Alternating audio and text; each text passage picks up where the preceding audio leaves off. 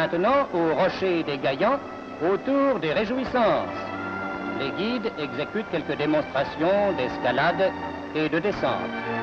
1943. La traditionnelle fête des guides de Chamonix attire déjà des milliers de personnes. Les familles, les touristes ont rendez-vous tous les 15 août. Et à chaque fois, c'est une nouvelle histoire qui s'écrit.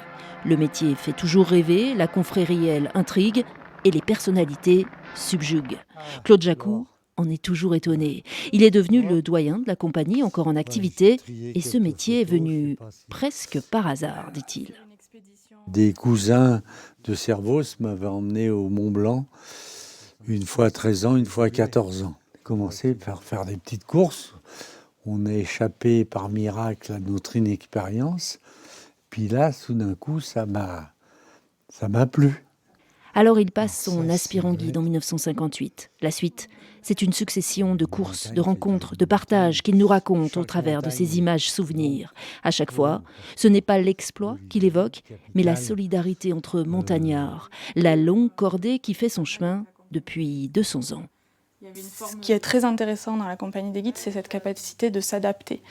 Comment ils se sont adaptés aux événements, aux changements, à l'évolution de l'alpinisme, à l'évolution du tourisme, à l'évolution de la clientèle.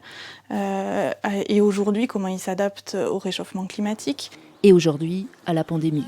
La clientèle étrangère a disparu, mais les valeurs demeurent. Et la prestigieuse maison fascine toujours autant les plus jeunes. Je ne me vois pas exercer mon métier ailleurs qu'à la compagnie des guides de Chamonix. Et puis c'est tout ce qu'elle représente. C'est l'histoire, c'est la solidarité, c'est la caisse de secours, c'est des valeurs qui sont fortes et c'est ce qu'on a envie de porter, nous, notre génération, comme ont pu le porter les générations précédentes, quoi. Galerie de portraits d'une confrérie unique. Ouvrez vos albums de famille. La Maison de la Mémoire est à la recherche des secrets et des visages de guides. On passait à travers l'école de ski qui nous